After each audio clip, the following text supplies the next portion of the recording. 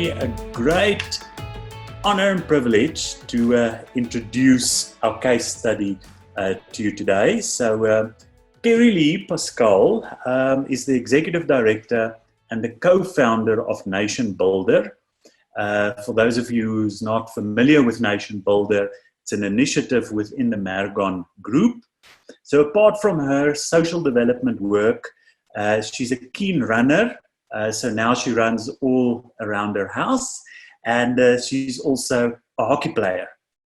So if you're not familiar with Maragon and the Maragon Foundation, we've had Pieter Voore, the CEO, and Francois van die Kerk, the founder, as previous speakers at LifeWork on more than one occasion already. But if you're not aware, Maragon is an entrepreneurial private investment group that exists to impact lives and to equip others to do the same. So the biggest philanthropist next to the US aid on the continent of Africa, billions of rands have been channeled through their hands to non-profits with kingdom minds or mindsets. So the group consists of Maragon Invest, the Maragon Foundation, and then Nation Builder, which Keri-Leigh heads up. They have offices in the Western Cape as well as in Gauteng.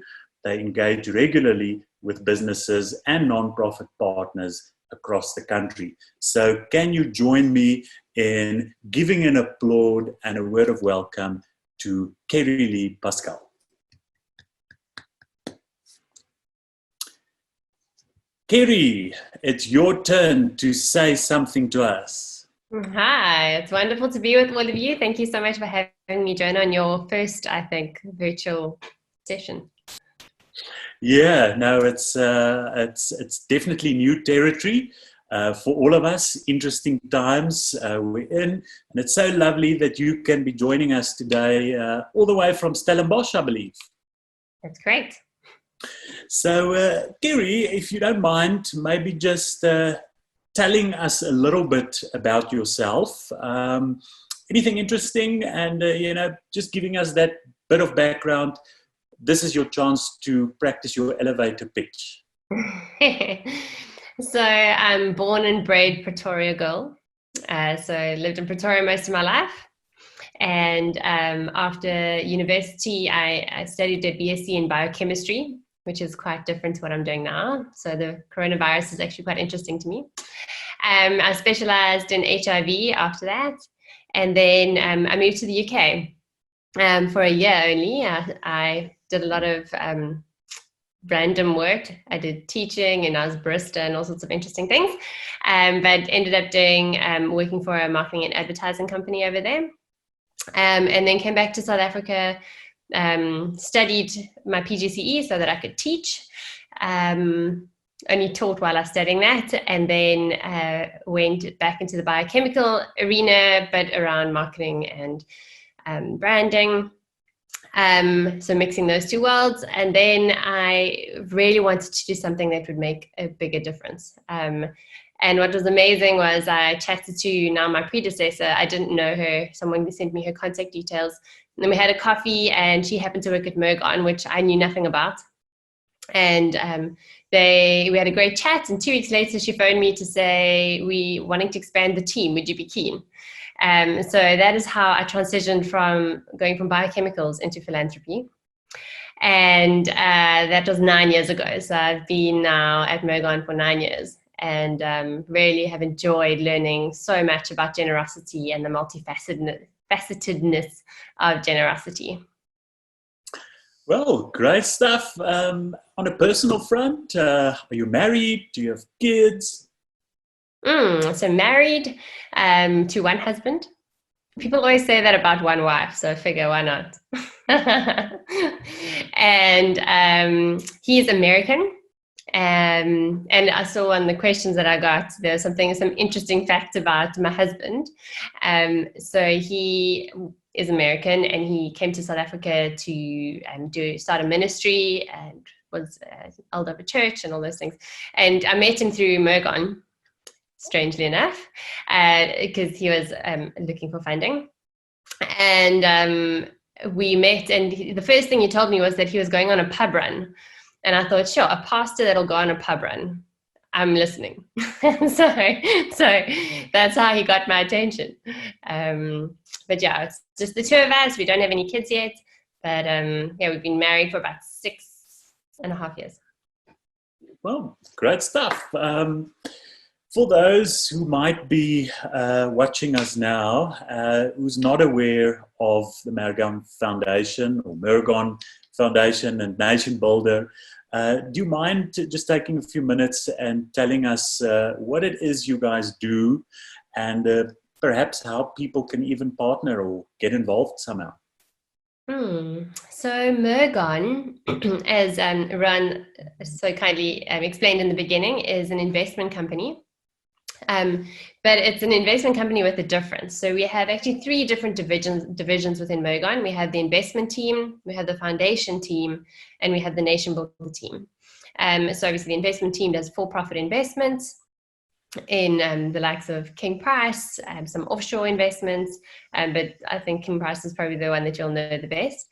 And then on the foundation side, we use a portion of the proceeds. So for those of you that don't know the story, our founder, Francois van Niekerk, has a beautiful testimony of a moment of crisis where the company was facing bankruptcy, and he prayed to the Lord for guidance, and God really opened doors for him. But he said, Lord, if you help me, I'll give 30% of my business to expanding your kingdom. And he ended up having this meeting, offered all sorts of things that he'd never thought of before, knew it was divine intervention, and set up the Maragon Foundation. Fast forward many years, 40 almost, and we are now sitting where 70% of our shares are held by the foundation. So proceeds from our dividends go towards different kingdom expansion work through partnering financially with not-for-profits, and that's the work of the Maragon Foundation. And then the leg that I represent, we sit between these 2 worlds.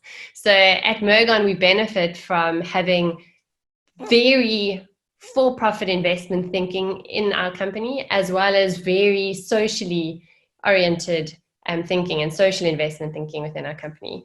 And if you look at all of your leading business books, Harvard Business Review and The Economist, they're all talking about how these worlds are converging.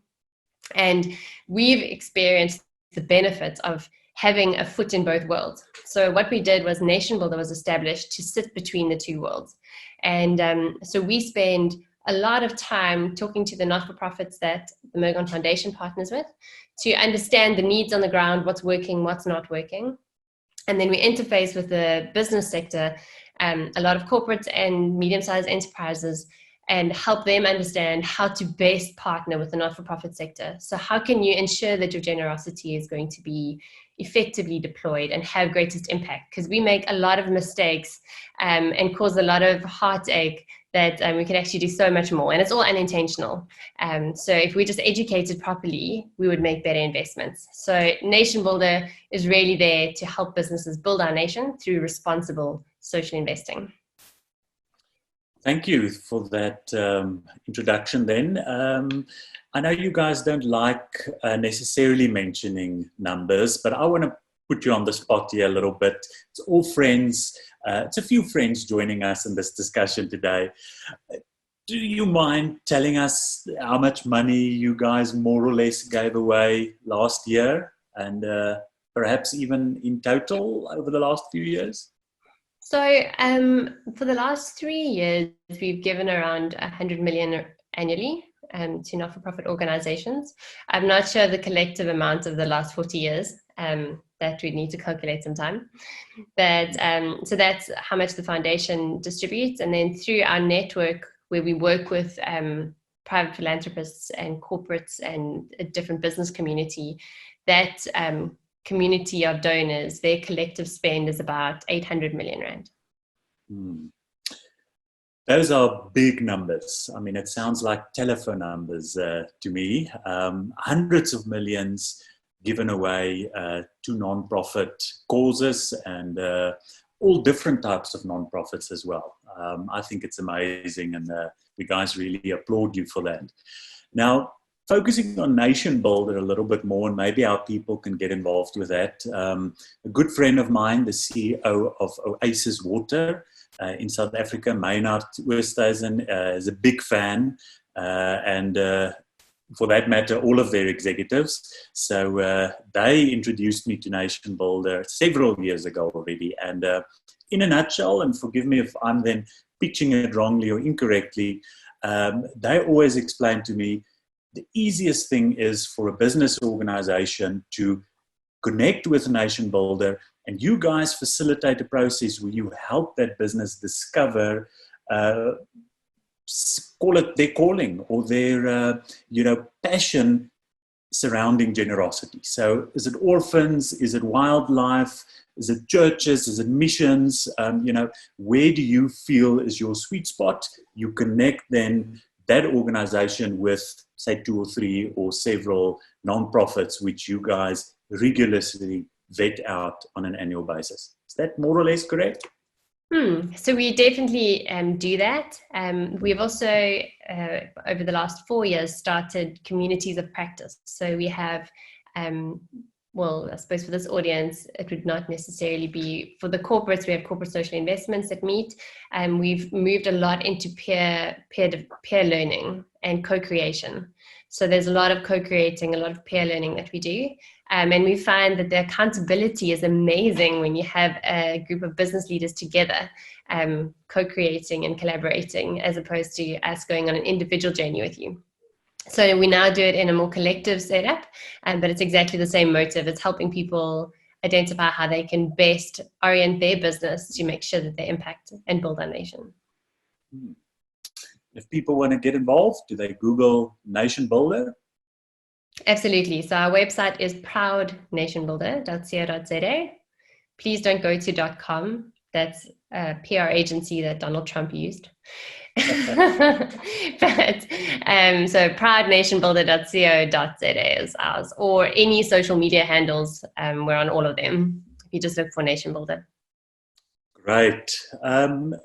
Moving back to your personal life, when did Jesus become a reality to you? And did that change the way you did business or looked at life in general? So I remember from a very young age, and I only realized this later on in life, that from very young I was praying in tongues already, but I didn't really know what it was because I was from a Methodist background, and the Holy Spirit didn't feature much when I was growing up. It might have changed now. And so I remember that, but then in high school I went through a bit of an identity crisis where I wasn't sure of who I was and how to relate to people, and I was just a very confused teenager. And so for very incorrect motives, my friend and I decided to go to as many church services as possible because we were in a girls only school. So we went to all the catechisms because she was Catholic, and to all of the Bible studies, and we went to 2 services on a Sunday. And that was all obviously to see boys, but God used it. So he used it, and it was amazing how God transformed over that season of just learning more about Christ's character and God's character, and just rooting my identity in Christ was just such a phenomenal transformation that happened within myself. And after that, I was a lot more confident in who I am, who I was then, and who I am now. And I think it has fundamentally changed probably my entire life trajectory. Because if I didn't have the confidence that I have in Christ being in me, many of the things that I've done in my lifetime and the things that I've been privileged enough to be a part of, I probably wouldn't have even attempted, because I wouldn't have thought that I had the skill or the aptitude to do it. But now anything's possible in Christ. So I'm always excited to see what God's going to do next. Absolutely. And don't you just love God's sense of humor in this whole situation, rewarding you for going to church twice, on a Sunday by giving you a pastor as a husband. I just love that. On the topic of generosity, was there any personal dilemma you went through, or perhaps a significant book or a quote you read which influenced your view on generosity? So there's a significant event or event we orchestrated, I suppose, that left me wondering, like, what was wrong with generosity, if that makes sense. So I'll tell you what happened. So we, a group of us, decided that we wanted to go on scooters, 125cc scooters, all the way from Pretoria down to Knysna and then along the garden route. So it took us 10 days. And it was great fun. We also decided to leave on the first day of school holidays, which wasn't necessarily the best idea. So there were 6 scooters with a backup vehicle and all sorts of things. But that was a whole faith journey for us, because we had this crazy idea and we started reaching out to all sorts of different brands. We were just young working adults, and we ended up getting scooters sponsored, a backup vehicle sponsored, a camera crew that came with everything from headgear to jackets to accommodation to everything was just the country like mobilized around us. It was lovely to watch God's hand in it. And the whole thing was done for autism. And so we contacted Autism South Africa and chatted to them about it. But then we started contacting all these other autism organizations in the different areas we were going to. And at the end of the 10 days, we'd raised a lot of money, and we had Ernie Els, we were at his golf day, and he'd signed a bunch of things, and we'd had TV exposure, and it was this massive success, and we just thought that we were heroes. And afterwards, once the dust had settled, we found that we weren't getting really good response from the not-for-profits that we've been working with. So the autistic organizations that we partnered with were quite upset with us, or didn't really appreciate our great efforts we went to. And we found that quite interesting and challenging. And obviously they were thankful for the funding, but there was a lot of scratching in between with how to distribute it and all those sorts of things. And only in retrospect, once I started working in the development sector, did I start realizing how many faux pas we made. It was just, we were blundering along, doing whatever we thought would work. And we were causing chaos because people thought that they were getting the funding, but then we were actually splitting it, but we never made it clear. And we weren't actually taking their beneficiaries into account, and there were multitudes of layers of things that we did wrong. And as I've journeyed in this philanthropy journey, I've just realized how that was one perfect, it was we raised money and that was lovely, but it really is a good case study for me to look back on and realize how with such good intentions we can cause such chaos. And that was a real turning point for me. And then a second thing is a lady that we work a lot with, Charmaine, from Infundo Smith. And she always talks about social biases. And she says, always remember, what do you bring into the room when you walk into a room? What do people already perceive about you before you've even opened your mouth?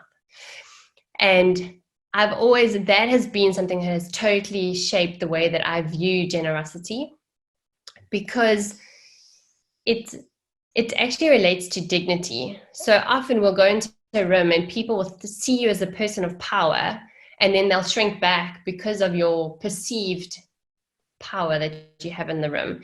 And you need to so intentionally deconstruct some of those social biases so that you can actually engage image bearer to image bearer and truly treat one another as image bearers, and in that restore dignity. Because the true beauty, and this is probably my most recent revelation, actually from the Bible Project's generosity, and it says righteousness and justice is the title of it.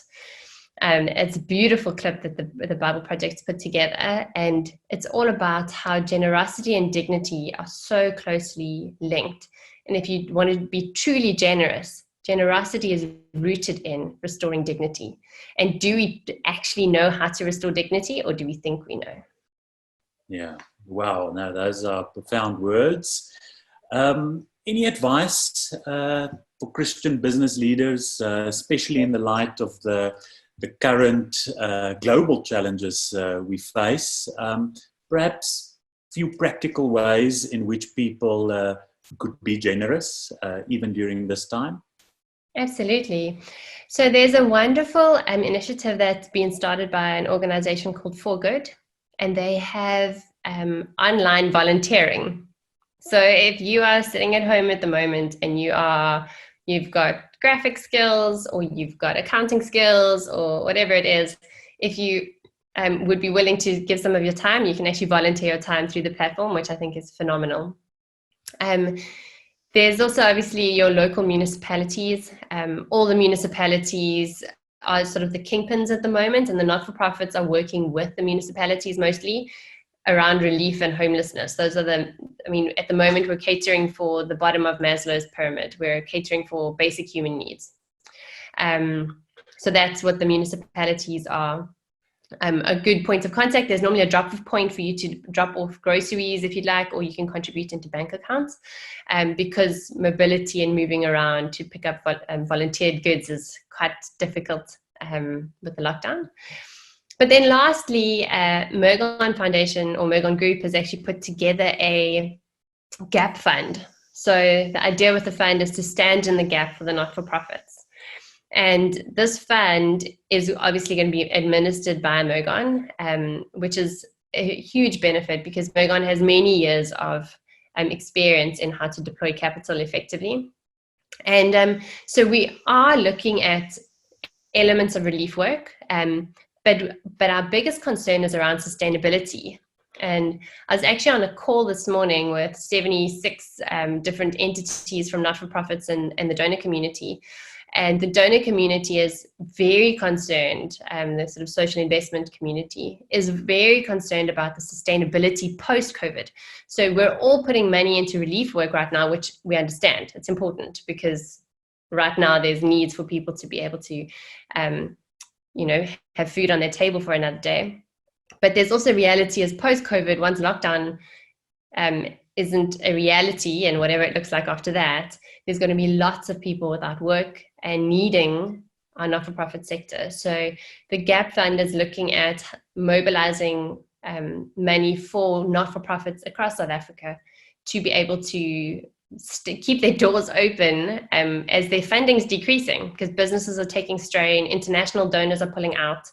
So the not-for-profits funds are decreasing, but the needs increasing. So this GAP Fund is to really stand in the gap for the not-for-profits and be able to plug some of those funding holes so that they can keep doing the work that they're doing post-COVID. I love those practical suggestions, and even then online volunteering. First time I've heard that, and absolutely love that idea. Are you an optimist? This is the last question. Are you positive, about South Africa, our future, and the economy? Or are you scared and praying 10 hours a day on your knees? Is there hope? So I am an optimist. I'm a realist though. So the reality is that economy is going to take a massive hit with the lockdown and with the downgrade. But it gives us the opportunity to build something from scratch.